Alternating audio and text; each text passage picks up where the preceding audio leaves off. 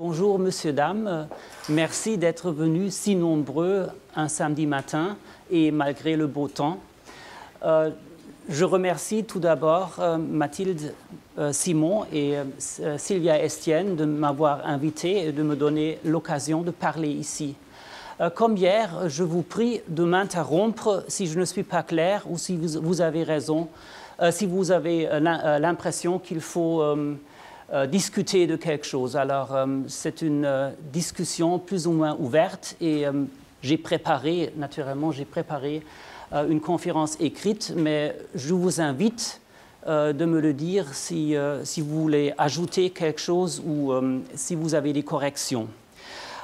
C'est un séminaire sur Servius, mais comme vous voyez, je ne parle pas principalement de Servius, mais de Varron, une de ses premières et plus importantes sources. Il s'agit aujourd'hui de la construction de l'ancienne histoire de Rome chez Varron. À la suite de la première guerre punique, lors de l'avènement de Rome dans la grande politique de la Méditerranée, les cives romani, les citoyens romains, se retrouvèrent confrontés à la critique portant sur leur civilisation. En effet, n'ayant pas créé d'œuvres dans lesquelles se fût manifestée une culture comparable à celle des Grecs, ils seraient comme des étrangers essayant de s'implanter dans l'oikoumène marqué par l'hellénisme. C'est au plus tard, à partir de ce moment, que le peuple romain prit conscience du fait qu'à Rome, durant les 5 premiers siècles suivant la fondation de la ville, on s'était passé de toute création littéraire. Il n'est pas besoin ici de souligner que la culture de Rome, comparée à celle des villes grecques, était extrêmement pauvre. Des savants ont même avancé l'idée que les historiens romains postérieurs aux événements des historiens romains postérieurs aux événements auraient exagéré de beaucoup l'impact de l'invasion des Gaulois de l'an 387 avant Jésus-Christ, où, selon Tite-Live, toute la ville, à l'exception du Capitole, aurait été réduite en cendres. Les résultats des fouilles archéologiques laissent cependant supposer que les dévastations auraient été moins importantes comparées à ce que rapportent ces historiens.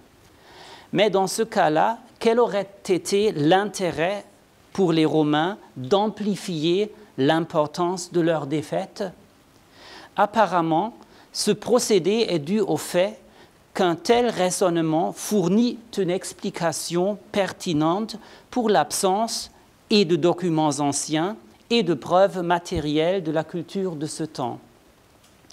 Rappelons-nous que depuis le IIe siècle avant Jésus-Christ, les Romains s'efforçaient d'une part de prouver que leur culture faisait partie du milieu du culturel grec, voire aussi de souligner que leur propre culture avait atteint le même niveau que celle des Grecs.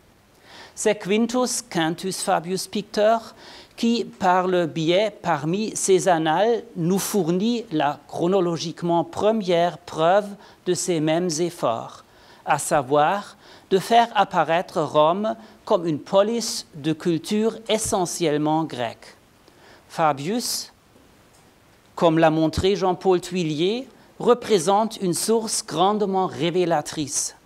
En essayant de corroborer la thèse d'origine grecque des Romains, il révèle cependant de manière involontaire plusieurs influences étrusques dans la culture de son peuple. De quelle manière Fabius Pictor a-t-il alors procédé? Il pouvait, très probablement, se servir de documents anciens parvenus jusqu'à lui, dont vraisemblablement les Annales Maximi, qui, selon Cicéron, étaient ieiuni, maigres. Ainsi, un aménagement du texte était nécessaire. C'est dans cette optique que Fabius se servait de sources grecques qu'il utilisait comme modèle. Autrement dit, c'est en se servant des textes grecs qu'il interprète les événements romains.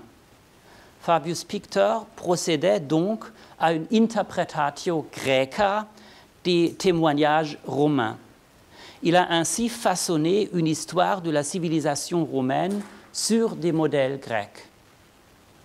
On peut mettre en avant plusieurs raisons pour expliquer le choix de ce procédé. Tout d'abord, il faut se rappeler que Fabius fut le premier historien romain. Il ne put recourir ni à une tradition littéraire romaine, ni à un vocabulaire technique latin qui eût été adapté à la réalisation d'un tel projet. Par conséquent, il a dû s'appuyer sur la langue grecque et les représentants grecs du genre de l'historiographie. Les grandes orientations de son œuvre étaient alors fixées. Puis, c'est la raison la plus importante qui détermine la façon de laquelle Fabius a abordé son ouvrage. Il s'adressait à un public grec et s'efforçait de contrer la propagande pro-hannibalienne de Philinos d'Agrigente d'Akragas.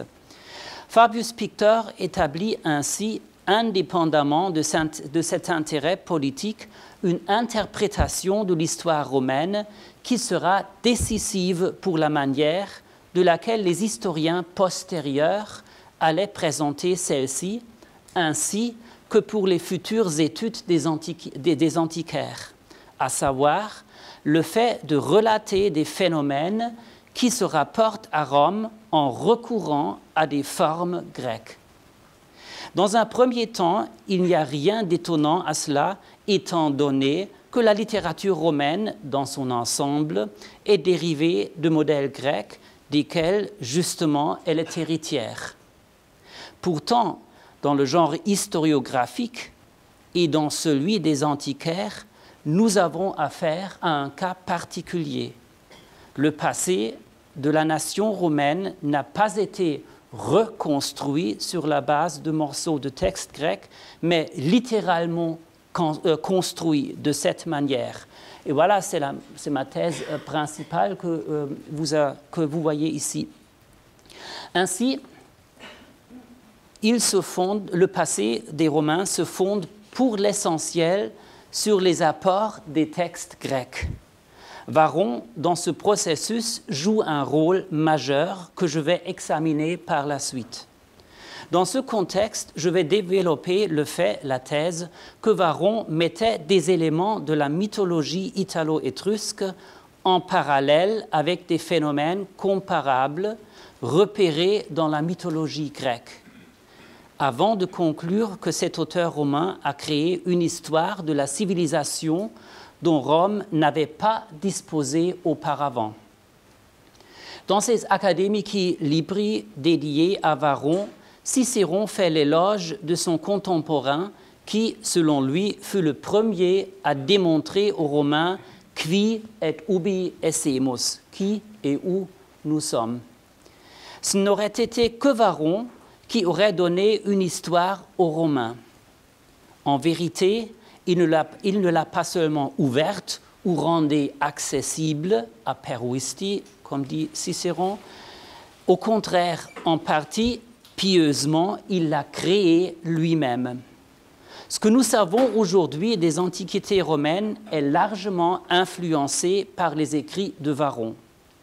Même si la majeure partie de ses ouvrages est perdue, on trouve chez différents auteurs postérieurs à Varron, par exemple Servius, des passages qui renvoient aux écrits de ce dernier. Pour être en mesure d'estimer leur valeur, il faut connaître à peu près la méthode de travail de notre auteur. Voilà, c'est une statue de Varron qui se trouve à Rieti, naturellement une statue qui semble antiquisante, qui semble être antique, mais elle ne l'est pas. Je ne défendrai pas la thèse selon laquelle Varron aurait falsifié consciemment la description des événements. Pourtant, on ne doutera pas du fait que sa perspective sur l'histoire romaine a influencé la rédaction de ses ouvrages. C'est en effet une remarque satirique d'Horace qui nous enseigne la méthode de travail de Varron ainsi que d'autres antiquaires. Dans l'épître à Auguste, Horace se moque d'une marotte décelée de l'historiographie romaine qui établissait des couples d'auteurs en soulignant la parenté littéraire de chacun des auteurs romains avec un auteur grec. Ainsi, Afranius aurait été le Ménandre romain. Plaute imiterait Épicharme de Sicilie, et ainsi de suite. Ce qui est critiqué ici par Horace, c'est d'une part l'aveuglement des Romains, martelant que les ouvrages littéraires de leurs compatriotes sont de valeur égale à ceux des Grecs, d'autre part, et dans une mesure plus grande, la méthode même de telles observations sur la littérature. Jamais pour les antiquaires, il ne s'agissait de rendre hommage à un auteur ou aux œuvres littéraires pour la seule louange de ces dernières. Ce qui leur importait, c'était de procéder à la comparaison des ouvrages romains avec ceux des Grecs, que les antiquaires, un peu à contre-cœur, avaient pris comme mesure de qualité littéraire. Voilà l'histoire de la civilisation assujettie aux règles des agones, de la concurrence, de la compétition. La critique satirique de la part d'Horace met en lumière les aspects sur lesquels s'appuyaient les antiquaires, dont Varron, pour l'estimation d'œuvres littéraires.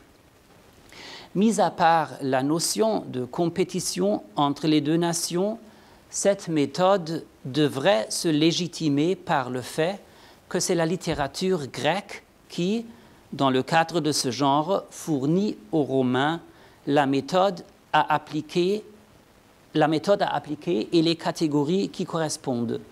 Tout simplement, on n'aurait pas pu déterminer quel autre procédé choisir. Il n'y avait que la littérature grecque. Alors, je vais maintenant commencer avec quelques fragments de Varron qui sont groupés autour de la fête des Lupercalia.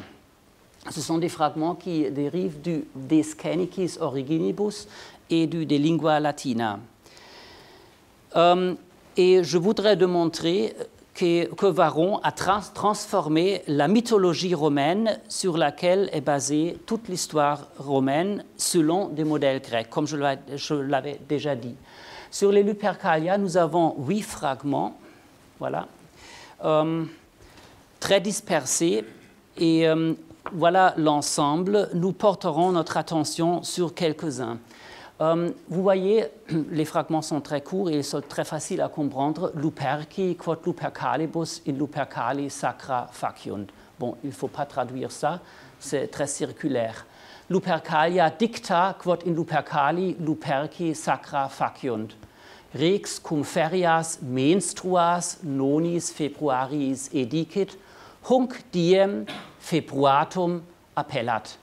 Februm Sabini purgamentum, et it in sacris nostris verbum, nam et Lupercalia februatio, ut in antiquitatum libris demonstravi. Il s'agit d'une fête de lustration, d'expiation. Ego magis arbitror februarium adie februator, quod tum februator populus, et est Lupercis nudis lustratur antiquum oppidum palatinum gregibus humanis cinctum. Le Palatin est expié par des Luperci qui sont nus, et le Palatin est habité par greges humanis, c'est-à-dire par des troupeaux humains. C'est un peu un vocabulaire étrange, mais on verra. Lupercalia februatio, encore une fois la même chose. Puis ludios a ludo et est a lusu. Sicut et lupercos ludios appellabant, quod ludendo discurrant. Ça, c'est le fragment le plus intéressant parce qu'il nous dit que les Luperci étaient ludiones ou ludii, c'est-à-dire acteurs. Et puis, il y a l'étymologie de ludius. Ils sont des acteurs parce qu'ils agissent sur la scène. Siciem Lupercorum per sacram viam ascensum adque descensum. Romanos etiam Lupercus ex illorum mysteriorum velutis semine dicit ex ortos. J'y reviendrai plus tard. Et puis le dernier, quod abiectis infantibus pepercit lupa non mitis, luperca dea est, auctora appellata varone. C'est un fragment qui se réfère à Romulus et Rémus et à la luperca. Et nous avons l'étymologie quia pepercit infantibus, parce qu'elle a soigné, elle s'est occupée des enfants abandonnés. Elle s'appelle luperca, lupus et parcere.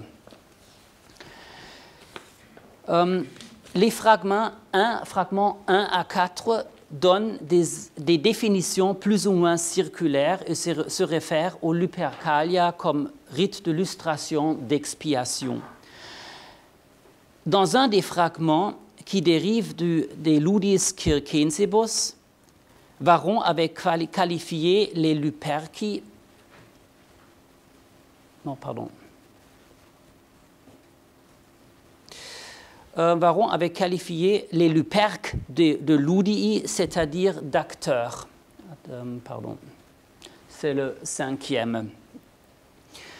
L'étymologie semble évidente, mais elle est fausse. Varron ne semble pas savoir que le mot ludius, acteur, est d'origine étrusque.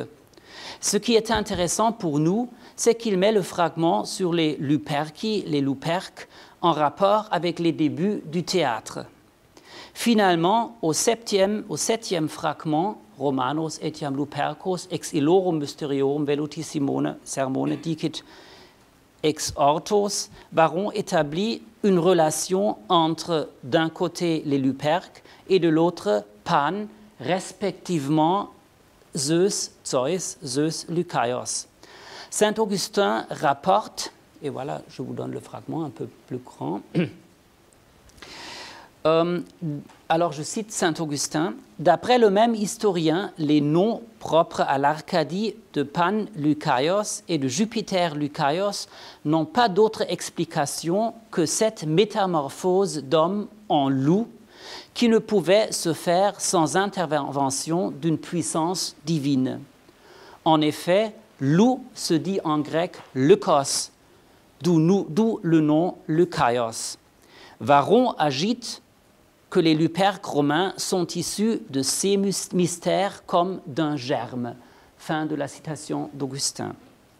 En résumant, on constate que selon Varron, les lupercalia sont une très ancienne fête expiatoire introduite en Italie par Évandre.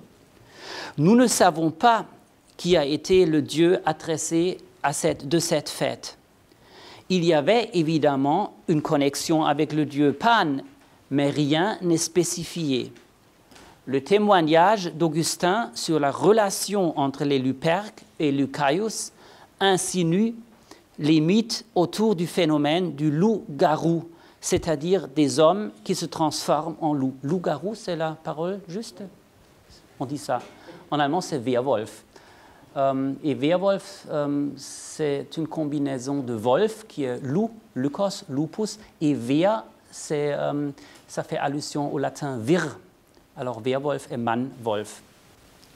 Le loup-garou. On y reviendra plus tard. Le dernier fragment cité se montre en première vue contradictoire. Ici, Varron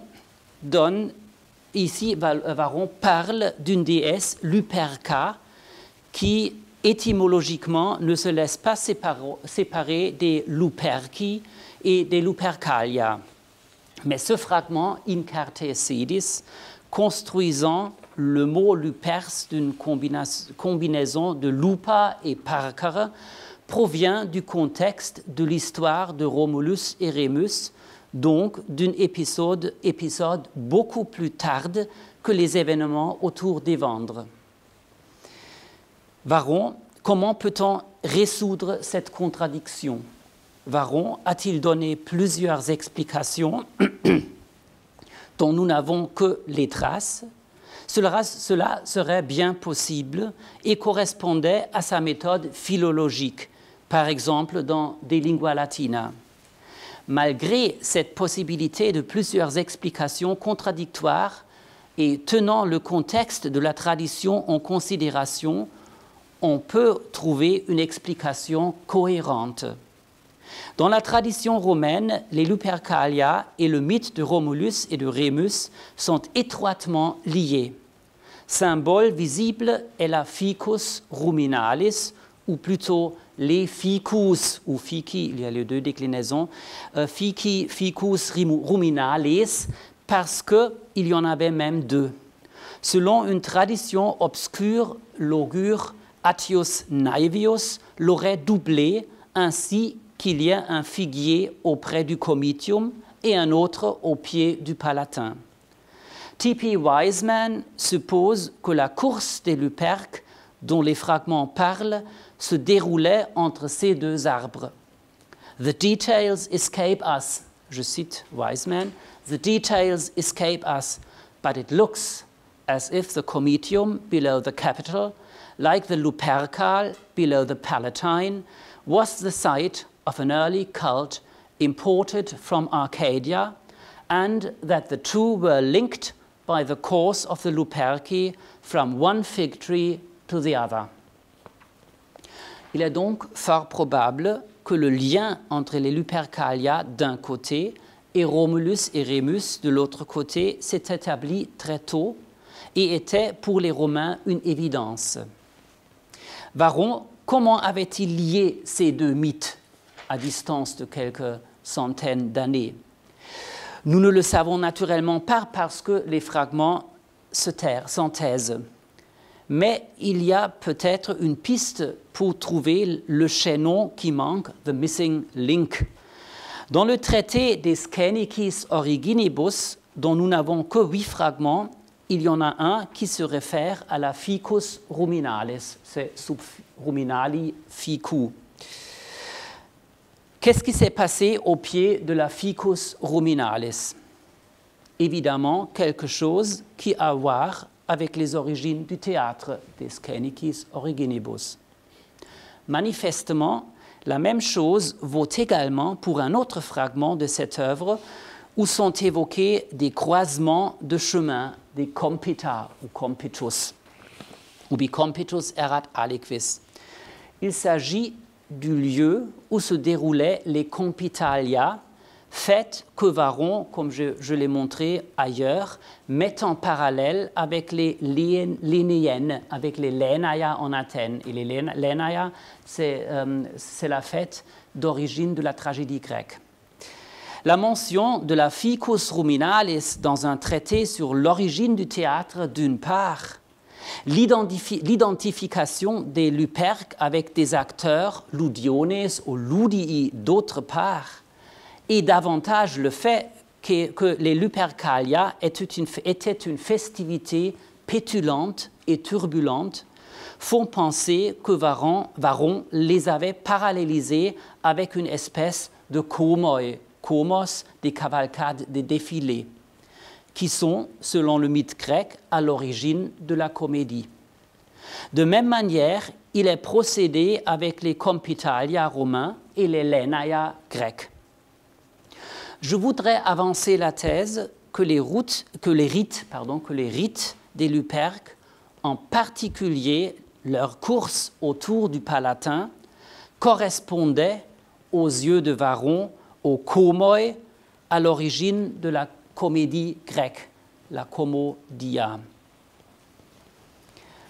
Alors, j'ai fait un petit résumé pour que je sois plus clair.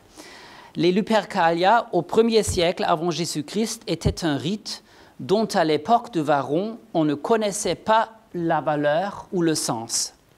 Mais on avait l'impression qu'ils étaient quelque chose de très vieux et qu'ils constituaient un lien avec l'ère de Romulus. C'est la raison pour laquelle César, en 44 avant Jésus-Christ, essaya de les instrumentaliser pour sa politique. Varron, comme antiquaire, a imposé un sens, une fonction aux Lupercalia en les dotant d'une origine grecque, la fête de Pan, et d'une adaptation romaine, Romulus, course des Luperques, et probablement peut-être connexion, association à l'origine du théâtre. En tenant compte de tous ces témoignages dans leur contexte, on voit que Varron a certainement rationalisé, sur le modèle des Grecs, une tradition italo-étrusque qui, à son époque, déjà n'était plus que difficilement concevable. De plus, à cette fête, conçue au début comme fête expiatoire, qui, si l'on en croit les récits, avait dégénéré pour devenir un amusement assez stupide et cru pour les adolescents issus de familles nobles, Varron, en l'associant aux origines du théâtre, y était attribué une fonction civilisatrice. Selon Cicéron, Procellio, les Lupercales préexistaient même à l'humanité et ils préexistaient aux leges et étaient par conséquent très anciennes. Ceci concorde avec le rapport des Lupercales avec Évandre que Varron avait supposé. Ce faisant, Varron les a enracinés dans la plus ancienne histoire de Rome. Apparemment, il attachait de l'importance à construire un pendant romain au récit grec relatant les ébauches du théâtre. Cette intervention, ayant pour objectif de mettre de l'ordre dans une tradition confuse, n'est pas restée sans suite. Il se peut que ce traitement, au moyen d'une identification de Pan avec faune, ait donné à Horace comme à Ovide l'impulsion de considérer les Lupercales comme faites en l'honneur de faune. Les faunes, pour leur part, passent pour des vates, des prophètes, et sont par là même les ancêtres compagnards des poètes qui, depuis Virgile, se qualifient de vates. Virgile, Horace et les élégiaques se caractérisaient entre autres par le fait qu'ils admettaient des traditions locales italiques dans des poèmes alexandrins. Ainsi, des antiquaires comme Varron ont créé les conditions préalables à ce transfert en greffant les mythes romaines sur des modèles grecs. Voilà, à ce point, il vaut peut-être la peine de s'arrêter un instant et de porter notre attention sur l'auteur de ce séminaire, c'est-à-dire sur Servius. C'est vous qui êtes les spécialistes et il m'intéresserait de savoir si Servius s'est servi d'une méthode pareille que celle de Varron ou s'il a pris une position critique envers les antiquaires romains. En jugeant cette question, il faut se rendre compte du fait que Varron et les autres antiquaires étaient plus ou moins la seule source dont un Servius s'est pu servir.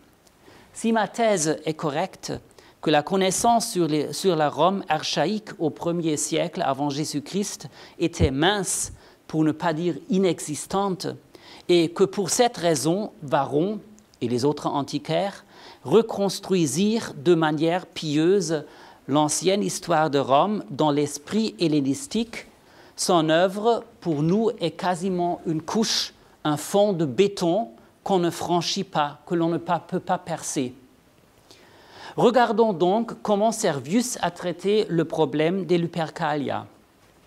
Au 8e livre, Évandre fait un tour de Rome avec Énée. C'est un tour significatif qui prend en considération la grandeur de la capitale à venir et qui suit la route qui a pris Octavien triomphant à 29 avant Jésus-Christ. Cela se passe naturellement à l'insu des deux protagonistes dans l'Énéide, mais le lecteur contemporain de Virgile, reconnaît la perspective historique. Au vers 8e livre 343, alors 343 suivant, les deux passent par le Lupercal et Évandre montre à Énée le Lupercal, et gelida monstrat Lupercal, sub monte palatino est quaedam spelunca. Et maintenant, la première explication, in qua de capro luebatur. On a sacrifié une chèvre ou un chevalet. It est sacrificabatur unde et lupercal non nulli dictum putant. Deuxième explication, alii putant, quod illic lupa remum et Romulum nutrierit. Alors, référence à Romulus et Remus. Alii, quod et Vergilius, locum esse hunc sacratam pani deo Arcadiae, qu'il s'agisse d'un qu'il est dédié à Pan, dieu d'Arcadie, cui etiam mons Lycaios in Arcadia consecratus est. Et dictus Lycaios, quod lupos non sinat, in oves saevire, ergo ideo et oianda, deo gentis suae sacravit locum et nominavit Lupercal. Lykos, lupus, lupercal. Quod praesidio ipsius numinis lupi a pecudibus arcerentur. Le commentaire continue avec le Servius Auctus que j'ai mis en rouge. J'y reviens plus tard. Gelida, la partie mise en rouge, comme je dis, dérive de Servius Auctus. Il s'agit là du matériel d'un autre commentaire antique qui, au Moyen-Âge, fut ajouté dans quelques chaînes, dans quelques parties de la tradition manuscrite de Servius. On pense que Servius connaissait cette autre tradition, mais il n'en est pas l'auteur. Mais vous savez ça beaucoup mieux que moi. Dans le texte de Servius, nous trouvons trois explications qui s'occupent principalement des problèmes étymologiques. La première explication construit une connexion entre le lupercal et le verbe luere. La deuxième se base sur la ressemblance entre luperca et lupercal, signifiant l'endroit où Romulus et Remus furent allaités par la louve. Et la troisième, que l'on trouve aussi chez Varron, pointe sur l'affinité à Pan Lycaios, le lien étymologique étant le mot lupus lykos. On voit tout de suite que la méthode dont se sert Servius, c'est-à-dire l'étymologie, est aussi la méthode préférée de Varron. Tous les trois étymologies apparaissent dans l'œuvre de l'antiquaire Réatin.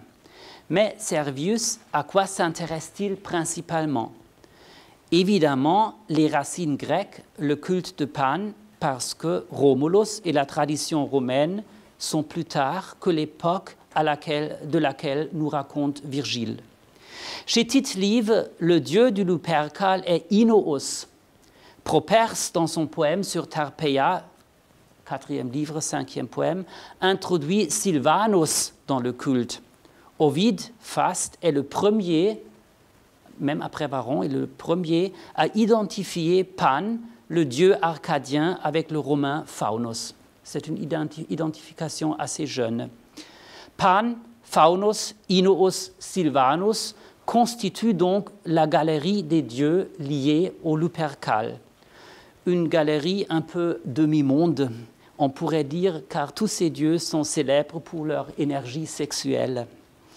Au début des rites, on sacrifiait une chèvre, ou était-ce un chevalet? Nous ne le savons pas. Regardons dans le Servius Auctus. Nous y trouvons le sacrifice d'un kappa au dieu Liber. Alors, alii librum patrem quod eo quod capro efit divina res qui est hostia liberi propria. On constate que les spéculations sur ce culte se sont encore une fois multipliées. Maintenant, on a encore Liber Pater comme dieu du culte. Évidemment, le commentateur que nous appelons Servius Danielis, Servius Auctus, peut être identique avec Donatus, a lui-même rationalisé ou bien interprété ce qui lui tombait sous le sens. Il a, quasiment de manière varronienne, combiné des mythes de manière associative. Servius me semble beaucoup plus sage que Servius Auctus, tandis que Servius se restreint à l'étymologie et cherche la vérité qui est cachée dans les mots mêmes. Servius Danielis se plaît à faire des excursions dans la Kulturgeschichte, dans l'histoire de la civilisation. Dans ce sens, Servius Auctus est le plus varronien. J'ajoute peut-être une petite anecdote. En 1481, le frère Cameli, Battista Spagnuoli, a publié un poème des Sacris Diebus. Il s'agit d'un poème sur le calendrier chrétien. Alors, ce Spagnuoli est quasiment l'Ovide. Ce qui sont les fastes d'Ovide pour la religion antique, c'est lui pour la religion chrétienne. Et là, il raconte pour le Mardi Gras un rite selon lequel les jeunes gens, avec des masques, auraient harcelé, proprement harcelé des jeunes femmes avec des fouets. Il s'agit évidemment d'un renouvellement des Luperques ou d'une tradition qui était encore persistante au XVe siècle. Bon, si vous permettez, je m'arrête ici pour un moment et je propose qu'on discute peut-être sur ce que j'ai dit. J'ai encore une petite partie sur la méthode de Varron, mais il me semble peut-être utile de se fermer maintenant, de s'arrêter maintenant et d'entrer en discussion si vous êtes d'accord. Oui, merci pour cette belle explication qui montre l'importance de Varron et l'effort qu'il a fait. C'est assez tardif finalement. Moi, je suis très convaincu par tout ce que vous avez dit. Récemment, j'avais lu quelque chose sur les Lupercales qui est tombé le 14 ou le 15 février. Comme la Saint-Valentin, et que les Lupercales étaient très vivantes encore au IVe et Ve siècle de notre ère, et que c'était un pape, je crois que c'était Gélas Ier, si je ne me trompe, qui avait décidé de la suppression des Lupercales, mais qui continuait à vivoter. Et vous avez dit qu'en 1481, enfin au Moyen-Âge, il y avait encore une tradition, une sorte de Mardi Gras. Oui.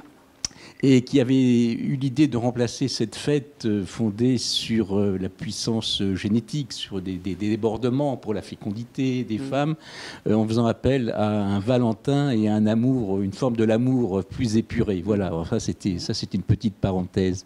Donc effectivement, parce que dans la tradition romaine, on pense, nous surtout, pour l'origine du théâtre, à l'origine étrusque, hein, les Ludions, hein, oui. C'est l'origine étrusque, oui, et que Varron a essayé de recentrer un petit peu, de modifier un petit peu cette origine en rattachant. Oui, enfin, c'est l'hellénisme de Varron, hein, oui. Tout a une origine grecque. Hein, oui, absolument, oui. Ouais.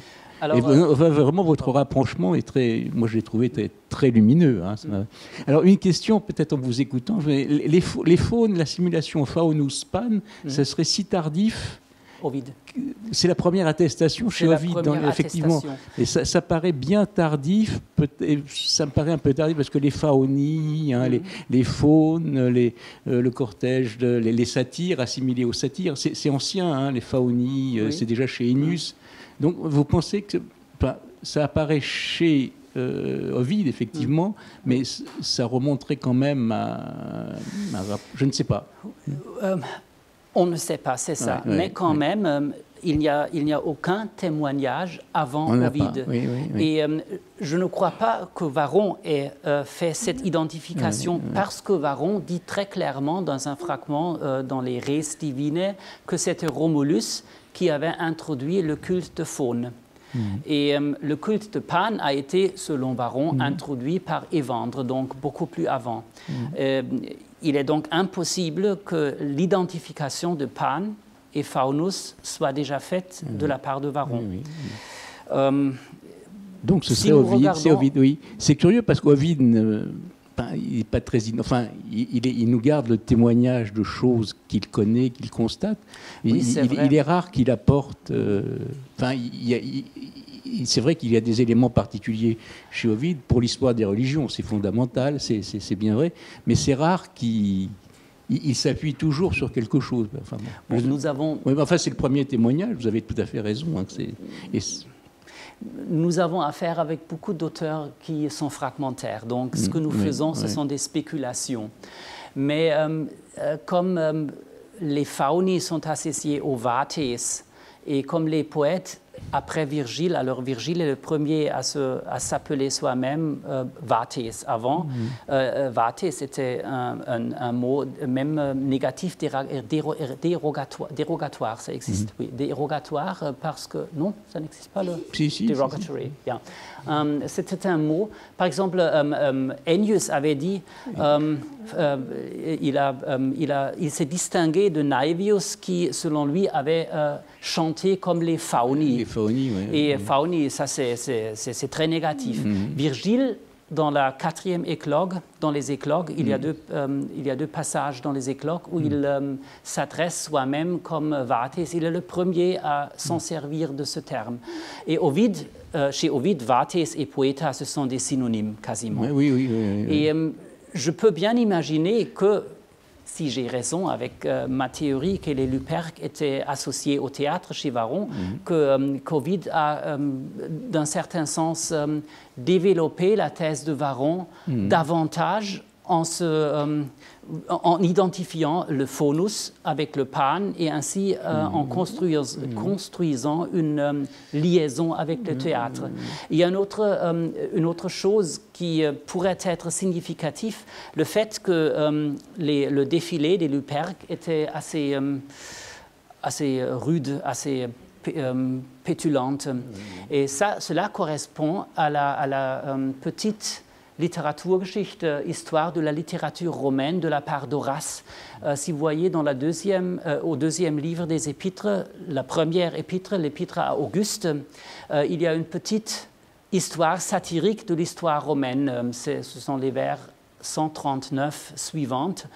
Ça commence à Agricolae Prisci, les paysans d'autrefois, et Horace raconte comme les théâtres naquis et qu'il est dégénéré d'une manière qu'il fallait la fustis, le fouet, ou non, fustis c'est pas le fouet, c'est le bâton pour supprimer ces éclats, etc. Donc cela correspondrait assez bien au rite des Luperques. Et à la fin, il est évident que l'Église était hostile au Lupercal, parce que ça, c'est bien le contraire. Il y a deux cas de nudité dans la religion romaine. Il y a les floralia, et c'était au théâtre. C'était d'ailleurs des prostituées qui jouaient des scènes dénudées au théâtre. Il y a eu des abus au floralia. Et les lupercales, où les luperques étaient quasiment nus avec un pagne. C'est un cas de nudité. Et ce que vous dites, oui, le lien avec le théâtre est très intéressant. Et Ennius, il marque le passage du saturnien à l'hexamètre dactylique, finalement. Le vers primitif saturnien, qui lui est italique, vers saturnien primitif, qui est un peu archaïque et rétrograde finalement, et ce qui va marquer le progrès, c'est le passage du saturnien à la métrique grecque et à l'hexamètre dactylique en particulier. Alors ce que dit Ennius exactement, c'est versibus quos olim fauni vatesque canebant. Alors on a là déjà le lien entre faune et vates, fauni et vates. Merci, j'ai beaucoup appris. J'ajoute juste en passant que on peut penser au célèbre texte du livre 7 de Tite-Live sur l'origine du théâtre, qui est compliqué, mais où il y a cette... Vous avez parlé des jeunes gens un peu en délire, là. Et il y a le passage où c'est des espèces d'échanges de lazzi entre jeunes gens dévergondés. Donc ça appuie votre idée. Les strates... Pour le livre 7 de Tite-Live, on pense à une origine laronienne. Oui. C'est le septième livre, chapitre 2, qui se réfère probablement à Varron. Et là, nous avons aussi dans ce cas-là, nous avons des origines étrusques, parce que ce sont des prêtres étrusques qui sont venus à cause d'une inondation, et puis une pestis, oui. La malaria, c'est une épidémie, c'est lié à l'eau, ça crée des pestes. Exactement. Et puis la jeunesse romaine s'est emparée de ce festival et le théâtre naquit. Donc nous avons ici aussi une origine étrangère et la tradition romaine qui se mêlent. Et ça, serait un peu pareil ici. Mais bon, on fait des spéculations. Les jeunes gens... Oui. Yeah. Non, pardon. Juste un mot qui me semble, c'est un indice qui va dans la direction que vous nous avez montré, c'est-à-dire le lien, au mieux l'interprétation que donne Varron au sujet du lien avec le théâtre. C'est-à-dire le mot caper, le mâle de la chèvre, qui se retrouve parmi les traditions que Servius nous donne. C'est la première tradition que spelunca in qua de capro luebatur. Yeah. Donc, peut-être cela relève de l'interprétation, d'une interprétation que les Romains pouvaient donner du mot lupercalia et luperci en tant que composé du mot lup et ircus. Donc, ircus, c'est un mot un peu étrange parce qu'il y a une tradition, comme peut-être vous êtes au courant, qui nous renseigne que Ircus signifie le mâle de la chèvre, c'est le terme proprement latin, alors qu'il y a une autre tradition qui nous renseigne que Irpus, donc une forme, il y a une glose, il me semble, de Festus, qui signifie lupus. Et c'est une tradition à l'origine de l'ethnonyme des Irpini. L'Irpini, il y a deux traditions. L'une qui se trouve chez Servius aussi. Et il est très intéressant. Il y a les Irpini du Soracte, dont l'origine est liée au loup. Donc, ils sont appelés Irpini à partir du nom du loup. Donc, il y a en fait deux traditions. L'une qui, disons, remonte ou se relie à une tradition romaine où Ircus signifie le mâle de la chèvre, et l'autre, une tradition qui se base sur le mot Irpus, peut-être un correspondant phonétique ou morphologique de Ircus romaine, qui, par contre, je pense, dans les langues sabelliques, indique le loup.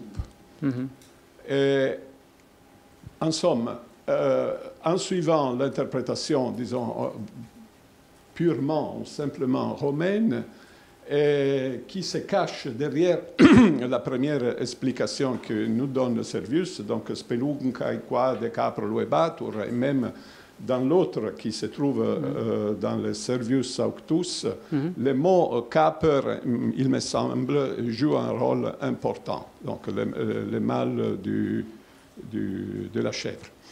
Et en ces cas-là, donc ça va dans la direction que vous avez montrée, et cela se relie parfaitement à l'origine que Varron, ou disons la tradition romaine, a souligné avec le théâtre.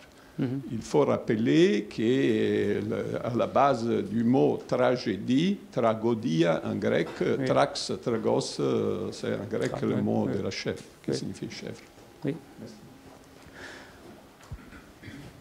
Mais est-ce que vous avez l'impression que Varron était conscient du fait qu'il s'agissait d'une tradition, disons, soit étrusque, soit sabellique, donc des traditions italiques, ou n'a-t-il pas plutôt fait des étymologies, ce qu'on appelle chez nous Volksétymologie, c'est-à-dire des étymologies en assimilant les mots aux origines grecques?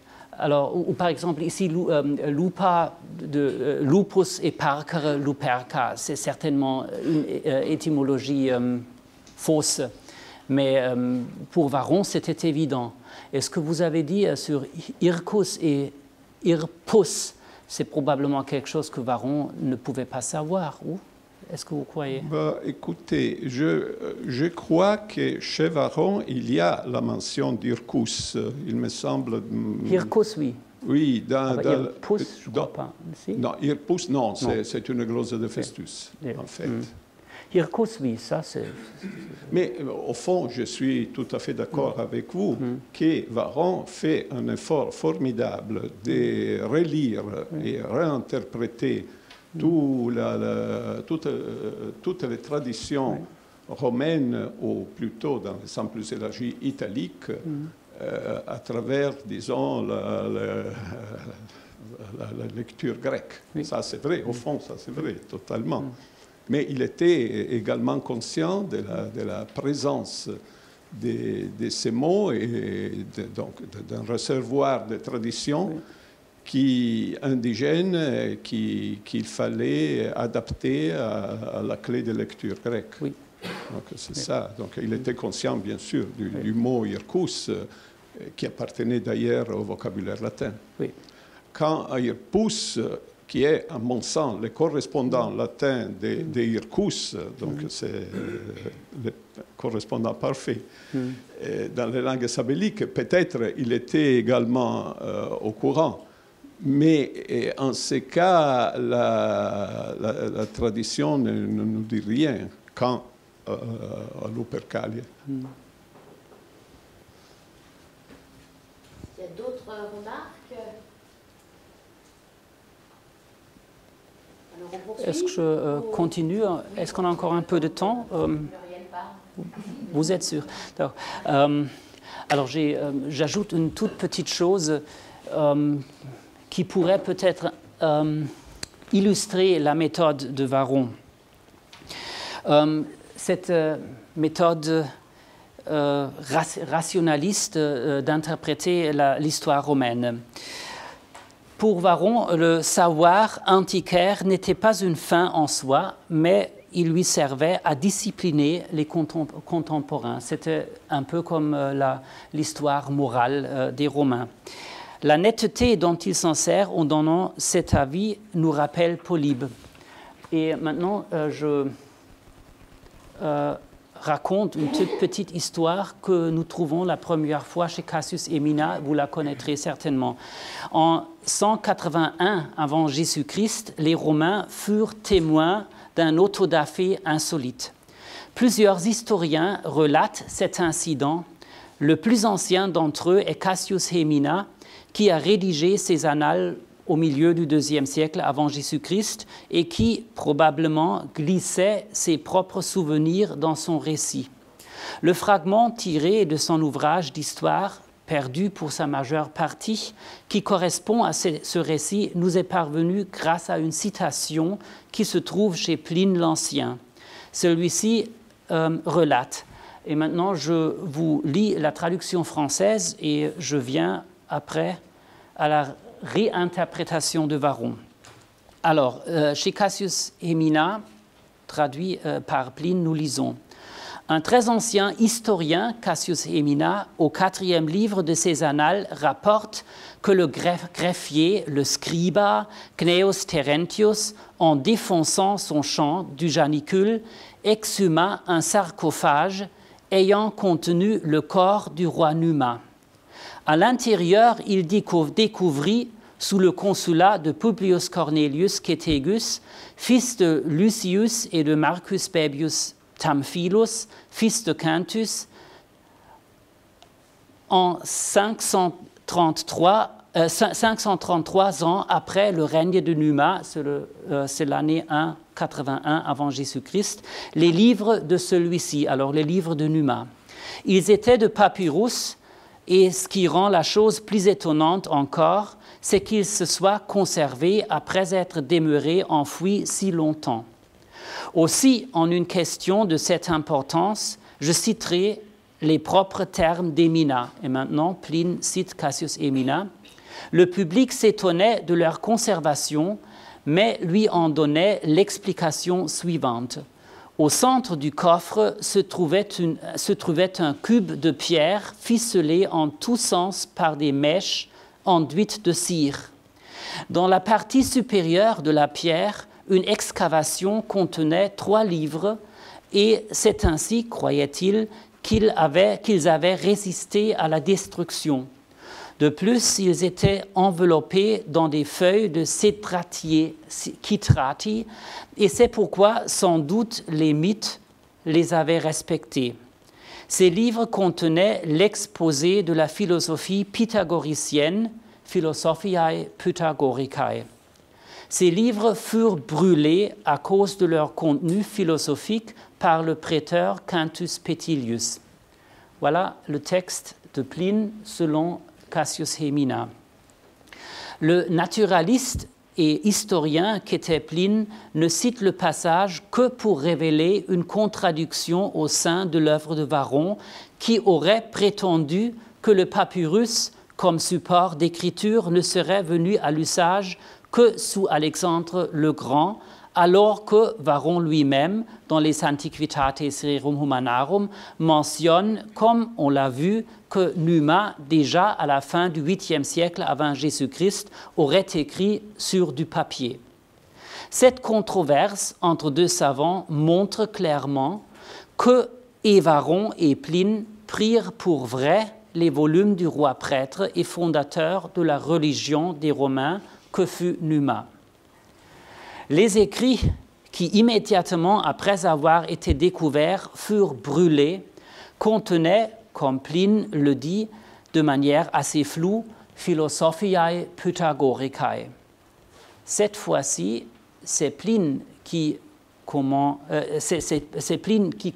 une erreur. Lui-même avait daté une découverte scientifique faite par Pythagore de l'an 142 ab urbe condita, soit plus de 100 ans après Numa, et surtout il lui avait échappé que Varron, justement, visé par cette polémique, avait réfuté le rapport entre Pythagore et Numa. Pline, le polygraphe, a été victime dans le feu de l'action d'une erreur colportée maintes fois jusqu'à son époque, à savoir que Numa aurait été pythagoricien. Arrêtons-nous un instant sur ces sources et posons la question de savoir à quel égard nous pourrons en profiter. En premier lieu, on peut être certain que cet autodafé figurant chez Cassius Hemina, comme chez plusieurs autres historiens, est un fait historique. En second lieu, il est acquis que les volumes ayant été cachés dans la terre, mis au jour par Terentius et brûlés tout de suite après, n'avaient pas été rédigés par Numa. Si jamais nous pouvons le considérer comme un personnage historique. Il s'agit là de contrefaçons postérieures. Quel était alors le contenu de ce cercueil mystérieux? Nous ne le saurons plus jamais avec certitude. Pourtant, il y a lieu ici d'avancer une affirmation bien fondée. Voilà ce que fit Varron, déjà au 1er siècle avant Jésus-Christ, qui relate ce même incident. Le passage tiré de son livre De Cultu Deorum nous est transmis par saint Augustin. Je traduis, vous pouvez suivre le texte latin. Un certain Terentius avait un champ sur le Janicule et son bouvier, en passant la charrue près du tombeau de Numa Pompilius, ramena au jour les livres où ce roi avait consigné les raisons de ses institutions religieuses. Ubi sacrorum institutorum scriptae erant causae. Oh, pardon, causae, il manque la E, pluriel. Il les porta à Rome au prêteur. Celui-ci, après un coup d'œil sur le débat de l'ouvrage, déféra au Sénat cette importante affaire. Là, quand les principaux de cette assemblée eurent pris connaissance de quelques-unes des raisons, causae, que Numa rendait des institutions religieuses, quoique in sacris fuerit institutum, le Sénat approuva le roi mort quant au livre les pères conscrits, mus par un sentiment de crainte religieuse, tamquam religiosi, ordonnèrent que le prêteur les brûlât. Quiconque était l'auteur des écrits brûlés. Ces volumes, aux prêteurs comme au Sénat, semblaient être tellement explosifs que ceux-ci s'opposèrent à leur divulgation. Même les autorités éprouvèrent une crainte religieuse, de sorte qu'ils n'ont pas lu les textes en entier. Le prêteur ne lit que les titres et pressentit tout de suite que sa compétence n'était pas suffisante pour juger l'affaire. Au Sénat, seuls les primores s'en occupèrent. Eux aussi se bornèrent à lire quelques causae et n'osèrent pas prendre connaissance de la totalité du texte. Pourquoi est-ce que ces magistrats ont ordonné que le contenu des volumes attribués à celui qui, à côté de Romulus, était considéré le cofondateur de la ville de Rome, resta caché? C'est Varron qui nous en indique la raison. Ces écrits auraient dévoilé le fonctionnement de la religion et par conséquent livré des secrets. Numa avait découvert que la crainte religieuse pouvait aider à stabiliser le pouvoir royal. Pourtant, craignant les effets dépravants de ces textes, il avait ordonné que tout ce qu'il avait écrit fût mis avec lui dans son tombeau. Ce raisonnement a au moins convaincu les auteurs du 1er siècle avant Jésus-Christ, à savoir Varron et Tite-Live. Quel qu'eût été le contenu des livres, on peut procéder à ces deux conclusions. Au plus tard, à partir de la fin du IIIe siècle avant Jésus-Christ, on peut constater dans la population romaine une crainte des écrits saints, des formules de prière et des prophéties. Il semble que les gens aient cru qu'un effet déstabilisant,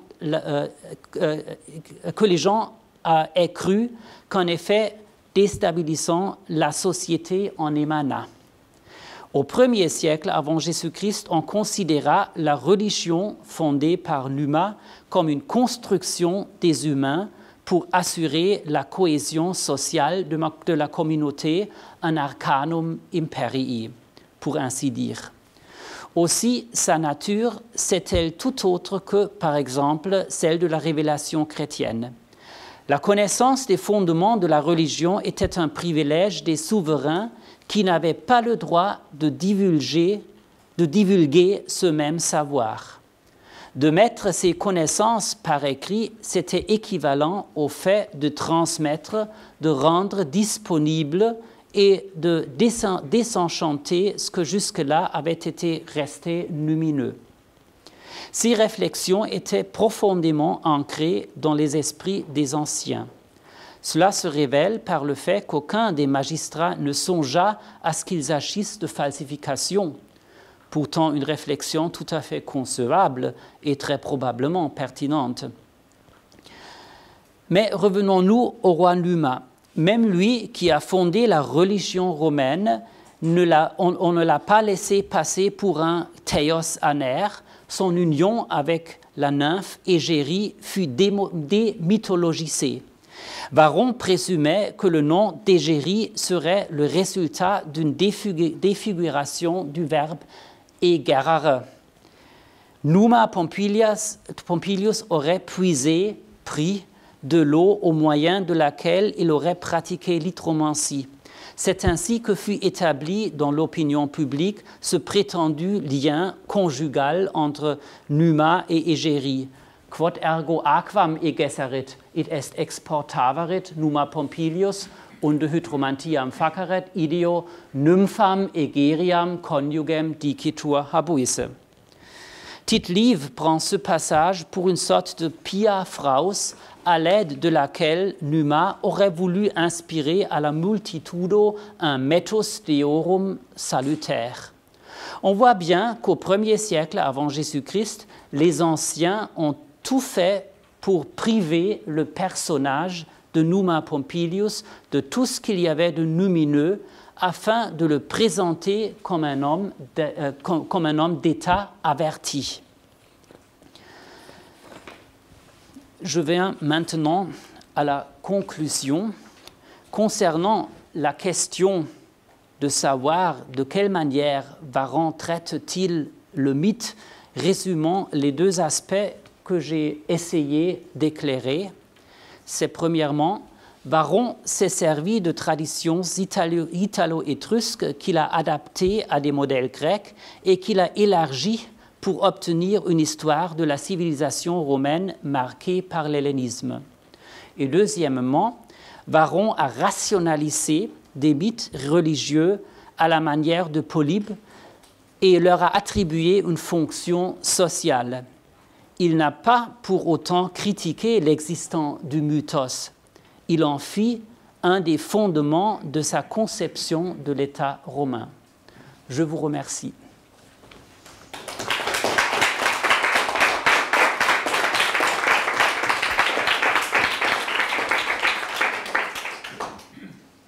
Alors, mon intervention n'aura pas grand-chose à voir, car beaucoup plus modeste que la brillante conférence que vous nous avez offerte.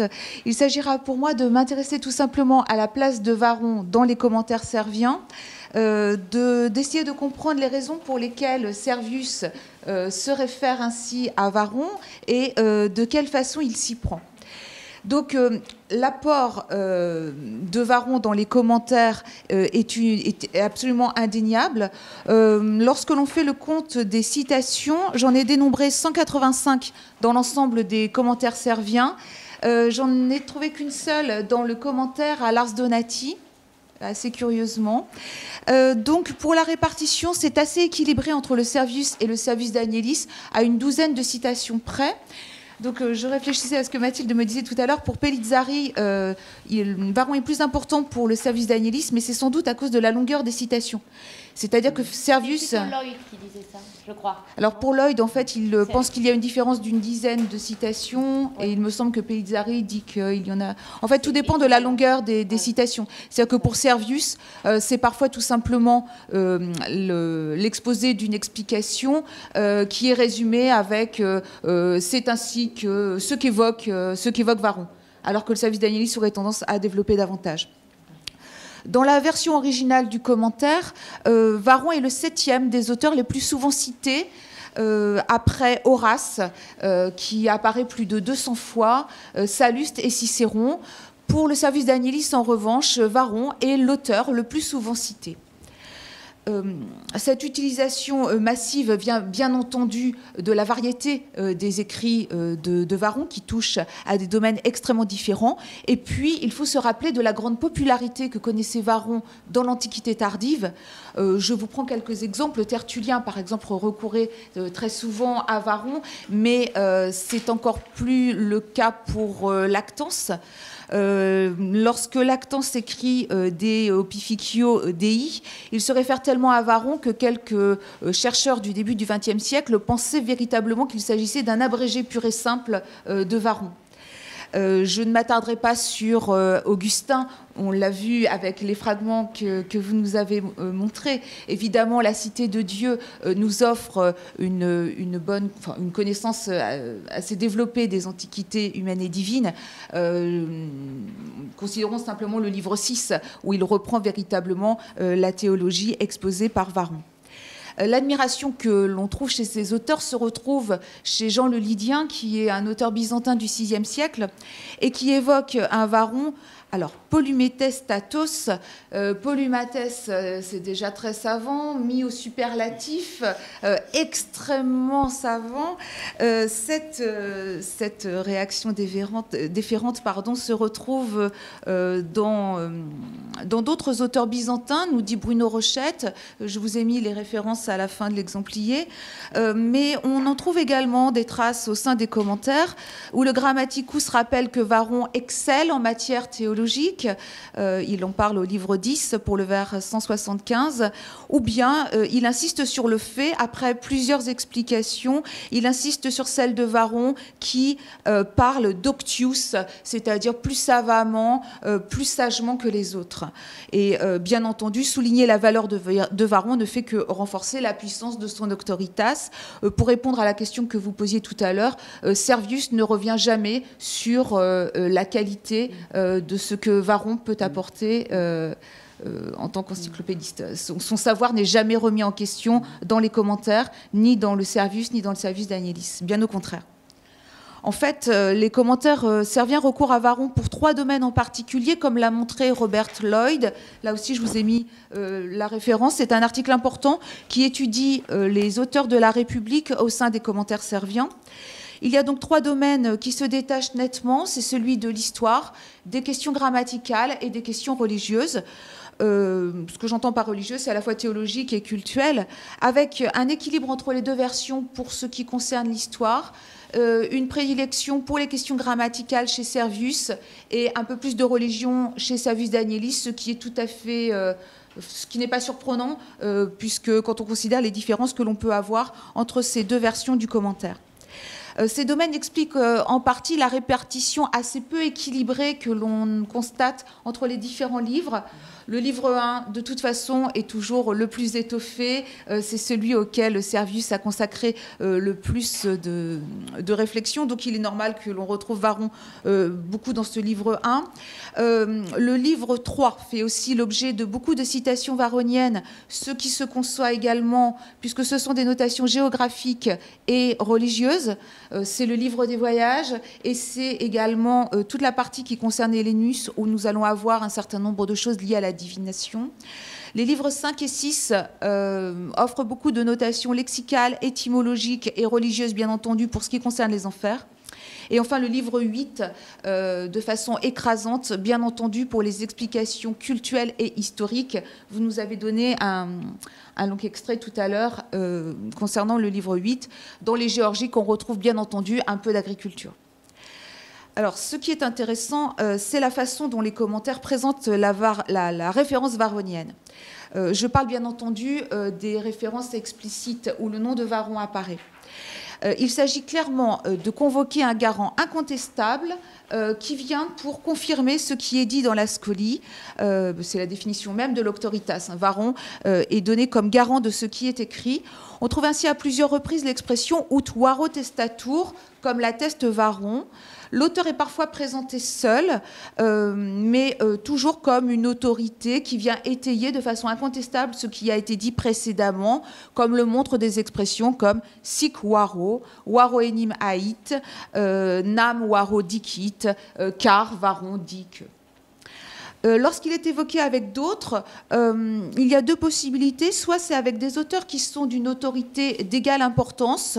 C'est le cas de Caton, Lucrèce, Pline, qui a une importance très développée, indéniable pour Servius en particulier. Ou bien il est extrait d'un groupe. Je vous donne quelques expressions que j'ai pu relever. Varo et ceteri, varo et plures, varo et alii. Ou bien alii et, ou bien, excusez-moi, alii ou multi interquos et varo. Beaucoup, parmi lesquels également Varron.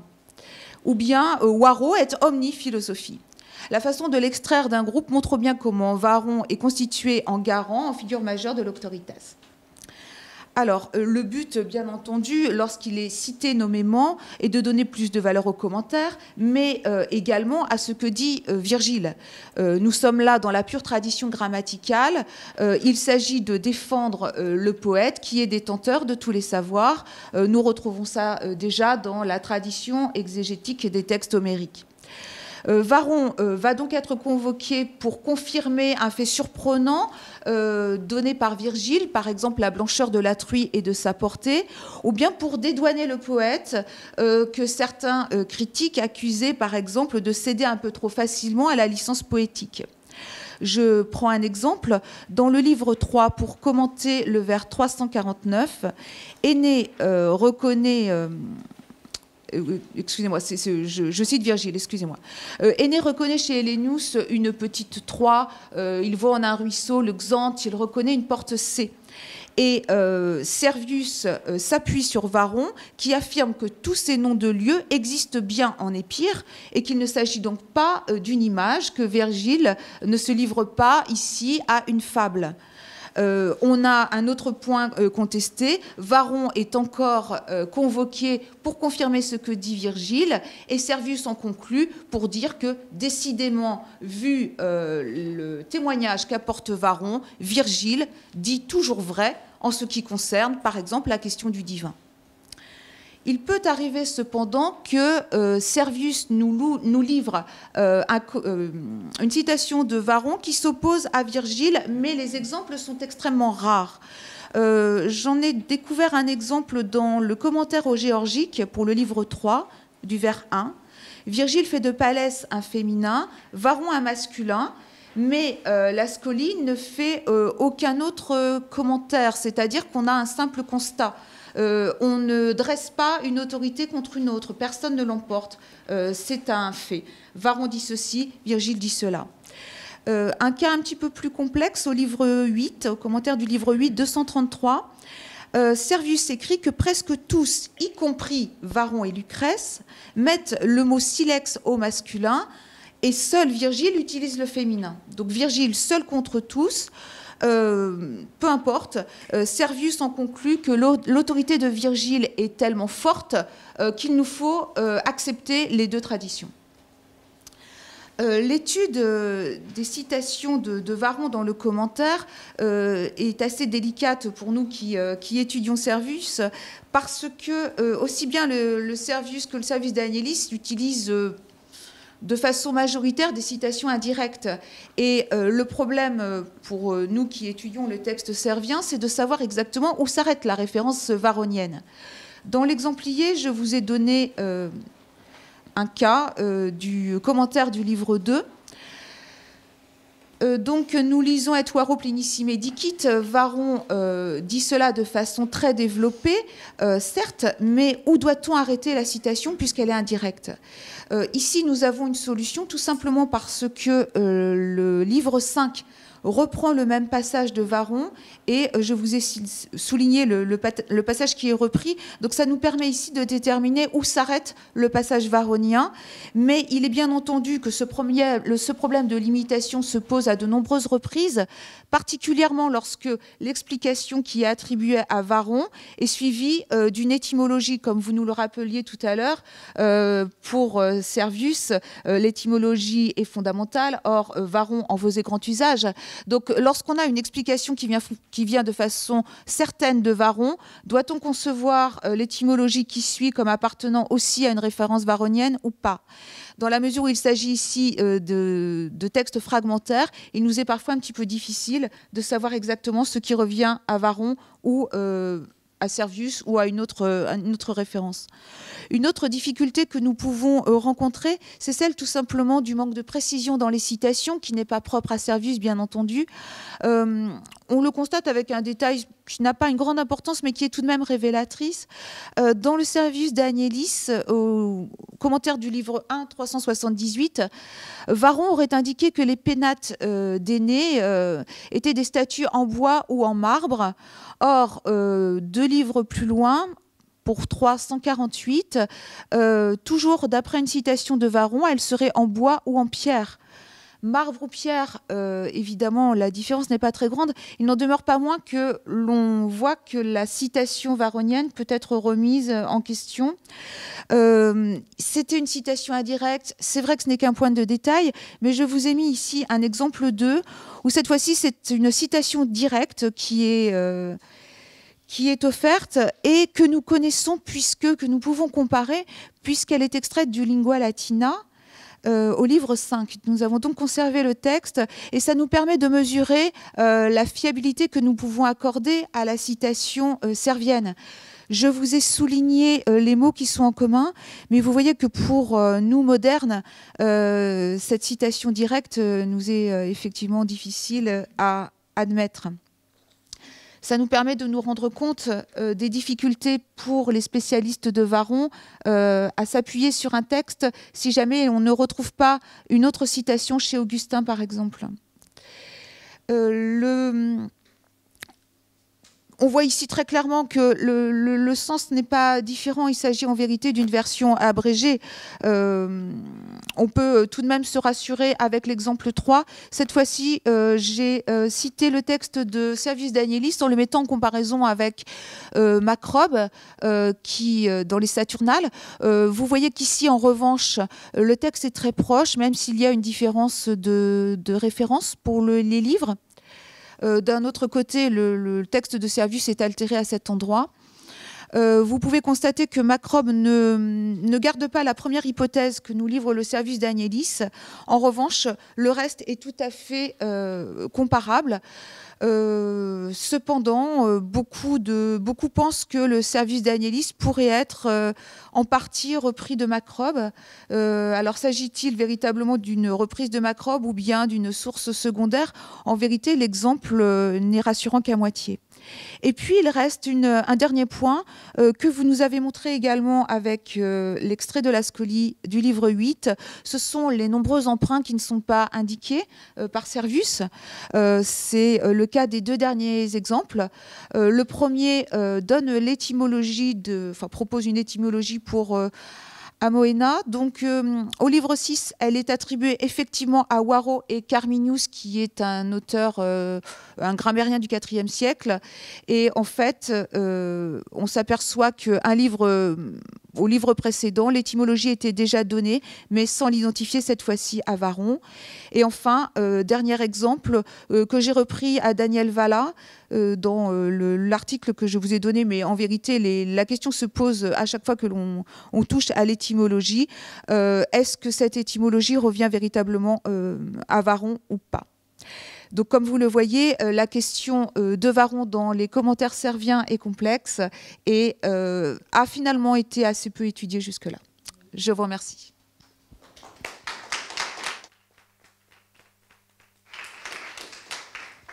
Très synthétique et très riche. Et je me suis fait exactement la même réflexion. Il manque une étude là-dessus, donc les jeunes gens, là. Hein, non, mais c'est vrai. Hein, il manque une synthèse, en particulier sur Varron chez Servius. On a des extraits d'articles, on a des choses comme ça, mais il manque une étude systématique, donc, dont votre conférence et ton exposé ont montré le bien fondé, je crois. C'est vraiment intéressant. J'avais fait des petites recherches, mais qui étaient à partir de Lloyd et puis du Pellizzari. Je n'ai pas grand-chose à ajouter, si ce n'est que, si j'ai bien compris, c'est Servius quand même qui est le seul à citer, je crois, 2 œuvres de Varron, celui sur les familles troyennes. Sur les familles troyennes, on va le retrouver. Je crois pas. Il a fait d'autres choses sur les 3. Voilà, c'est ça. Donc il avait forcément...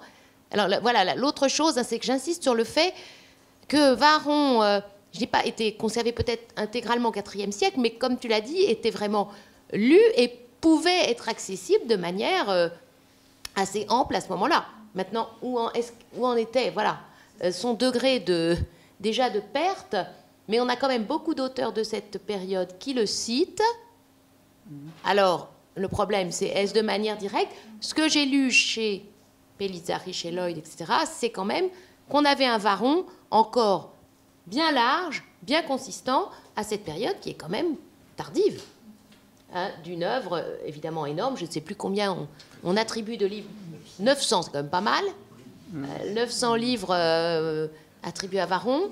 Et j'ai été étonnée. Moi, honnêtement, je pensais que la perte de Varron était plus massivement antérieure. Donc ça, j'ai appris. Mais Saint-Augustin l'a cité. Oui, je sais. Mais bon, est-ce qu'il le cite toujours de manière directe, sans doute? Ah, je crois, oui. Oui. C'est vrai qu'on a l'exemple de Saint-Augustin. Mais je pensais qu'il y avait quand même déjà eu, vu l'ampleur de la perte. Mais alors, voilà, tu as bien dit aussi, hein, les citations que fait Servius sont très variées. Hein, dans l'ensemble des ouvrages de Varron, enfin dans beaucoup d'ouvrages, vraiment, il va picorer à peu près partout. Il arrivait à se repérer dans cette œuvre et on a une utilisation, oui, effectivement, finalement assez équivalente chez Servius et chez Servius Daniélis, mais étant donné la dimension plus érudite, de catalogue, etc., qu'il y a davantage dans le Servius Daniélis, il y a l'utilisation de certains textes de Varron, davantage liés à l'histoire, qui amène à supposer que Donat, évidemment, utilisait massivement Varron. Je n'ai pas grand-chose à ajouter, mais peut-être certains ici ont des idées. Ou Charles, je me suis posé la question, mais Muriel y a répondu. Varron chez Macrobe, puisque Charles a édité les Saturnales. Il traite souvent de seconde main. Oui, enfin, la question que je voulais poser. La question très intéressante, tout ce que vous avez dit, c'était de première main ou de seconde main. C'est le cas pour Macrobe dans l'histoire du calendrier. Ça remonte à Varron, hein, beaucoup d'éléments remontent à Varron, mais ça passe souvent par le De Anno Romanorum de Suétone, que l'on a perdu également. Il y a souvent dans la transmission des étapes intermédiaires qui expliquent les petites variations qu'il peut y avoir. Hein. L'œuvre était tellement immense, il y a un problème de conservation, de tradition et d'accès de première ou de deuxième main. Bon, il est vrai qu'ils avaient une mémoire extraordinaire. Hein, L'exemple 3, là, on compare Davilis et la Saturnale. Les Saturnales n'est absolument pas révélateur d'une lecture de premier degré. Absolument pas. Ou bien au contraire, je dirais que ça ressemble à une source. Juste une remarque sur la référence. Le nombre, les variations de nombre n'est pas importante. Il y a les chiffres romains, il y a souvent des erreurs, ça n'impose pas de problème particulier. Bon, mais c'est vrai que, enfin, de toute façon, Macrobe met en scène le jeune Servius, hein, tout jeune et rougissant. Hein. Il y a un point de contact là très, très intéressant qu'on a déjà évoqué d'ailleurs. Voilà. Merci. Je pensais à une thèse aussi, à un travail en français, peut-être sur Varron, Augustin et les origines de Rome. Augustin, Varron et les origines. C'est complexe, mais je l'ai proposé, enfin, en français, un travail en français, parce qu'il y a une biographie énorme, mais bon, je n'ai jamais pu la donner, je n'ai jamais trouvé de candidat, mais je crois qu'il y a quelque chose, il y a une voie à creuser, là, en tout cas, hein, parmi les travaux en langue française. Est-ce que, une dernière petite question, les citations explicites, est-ce qu'il est facile de repérer les citations implicites de Varron?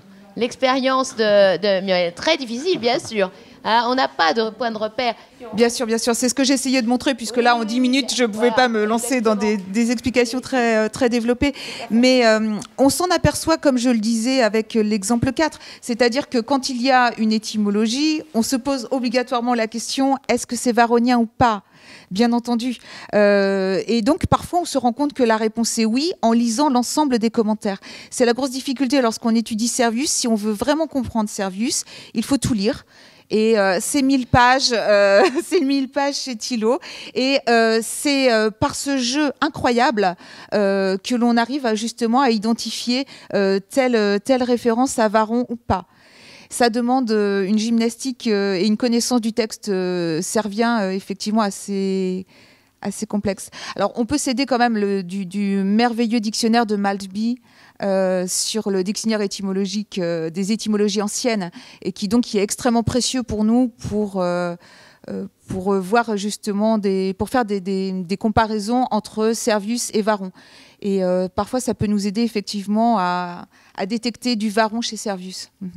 Je renvoie aussi à votre livre sur Varron à la lumière de ses contemporains, puisque justement, à travers Cicéron, à travers ceux qui ont connu et utilisé de manière plus proche l'œuvre de Varron, on a quand même un jalon important pour comprendre son utilisation, hein, et voir sa renommée. Là, c'était aussi un ouvrage très, très novateur. Merci beaucoup.